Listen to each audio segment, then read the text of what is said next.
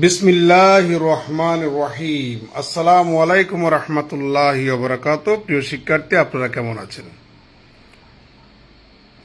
কাজের ফাঁকে গণিত শিখা পর্ব ৩, অধ্যায় ম্যাট্রিক্স ও নির্ণায়ক। আমি এই পর্বটা চালু করছি আমার শিক্ষার্থীরা,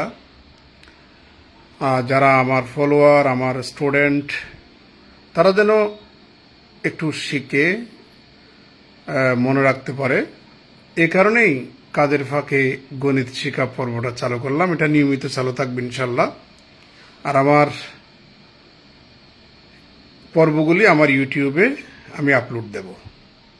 আমি একটু আগে ম্যাট্রিক্স নির্ণায়কের উপরে নিয়েছিলাম পর্ব ৩। এটা টেকনিক্যাল কারণে ডিলিট হয়ে গেছে, আমি আবার রিপিট করতেছি।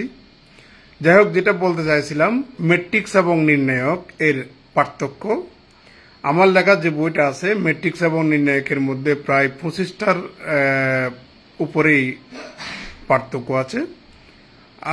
আমি দুই একটা পার্থক্য আপনাদের সামনে উপস্থাপন করব, আর আপনারাও দুই একটা পার্থক্য কমেন্টে লিখবেন। হ্যাঁ, এভাবে যদি আমরা একজন আরেকজনের সাথে যদি যোগাযোগটা রাখতে পারি অনলাইনে, আমরা অনেক কিছু শিখতে পারবো। সেই উদ্দেশ্যেই কাজের ফাঁকে গণিত শিখা পর্বটা চালু করলাম। যাই হোক, ম্যাট্রিক্স এবং নির্ণায়কের মধ্যে কিছু পার্থক্য আপনাদের সামনে উপস্থাপন করব। যেমন 1 নম্বর পার্থক্য হচ্ছে, ম্যাট্রিক্সের ক্ষেত্রে সারি এবং কলামের সংখ্যা সমান হতেও পারে, নাও হতে পারে। নির্ণায়কের ক্ষেত্রে সবসময় সারির সংখ্যা এবং কলামের সংখ্যা সমান হবে। 2 নম্বর, ম্যাট্রিক্সের কোনো মান পাওয়া যায় না, নির্ণায়কের মান পাওয়া যায়। 3 নম্বর, ম্যাট্রিক্সে 3 ধরনের অপারেশন করা যায়: গুণ করা যায়, যোগ করা যায়, বিয়োগ করা যায়, ভাগ করা যায় না।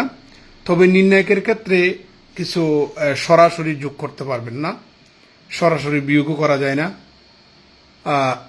সরাসরি গুণ করতে পারবেন, ভাগও করতে পারবেন। কেমন আপনারা দেখতে পাচ্ছেন? একটু কমেন্ট করবেন। ম্যাট্রিক্সের ক্ষেত্রে যখন আমরা গুণ করি, গুণের পদ্ধতি হচ্ছে রো বাই কলাম ওয়াইজ। আর নির্ণায়কের ক্ষেত্রে যখন আমরা গুণ করি, গুণের পদ্ধতি হচ্ছে 4 মেথড। একটা হচ্ছে রো বাই রো মেথড, আর একটা হচ্ছে রো বাই কলাম মেথড, আর একটা হচ্ছে কলাম বাই রো মেথড, আর একটা হচ্ছে কলাম বাই কলাম মেথড।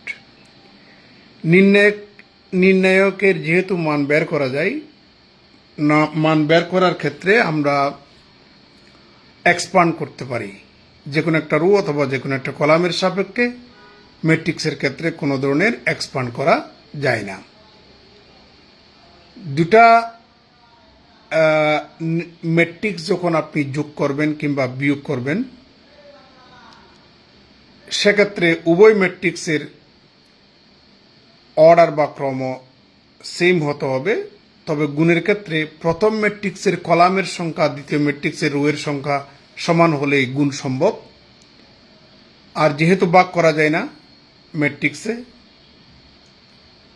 আর নির্ণায়কে পাশাপাশি দুটা রো কিংবা দুটা কলাম যদি আপনি ইন্টারচেঞ্জ করেন, একটা নেগেটিভ চিহ্ন আসে, আর ম্যাট্রিক্সে সেই নেগেটিভ চিহ্ন আসে না। আপনি ইন্টারচেঞ্জ করলেও নেগেটিভ চিহ্নটা আসবে না।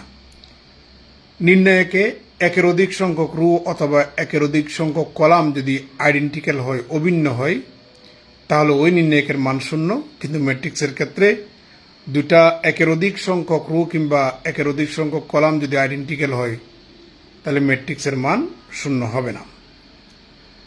তাহলে কোনো একটা নির্ণায়কের যদি অ্যাটলিস্ট একটা রো কিংবা অ্যাটলিস্ট একটা কলাম এর সকল উপাদান যদি 0 হয়, তাহলে ওই নির্ণায়কের মান 0। ম্যাট্রিক্সের যেহেতু মান বের করা যায় না, ম্যাট্রিক্সের মান 0 হওয়ার কথা নয়। আর অনেকগুলো পার্থক্য আছে, অনেক পার্থক্য। এগুলো আসলে বোর্ডে গেলেই সহজভাবে বোঝানো যায়, মুখে তো আর বলা যায় না। এইসব পার্থক্যগুলা মুখে বলা যায়, যেগুলো আমি বললাম। আরও কয়েকটা পার্থক্য মুখে বলা যায়, ওই পার্থক্যগুলো দেখি আপনারা কমেন্টে আপনারা জানাবেন।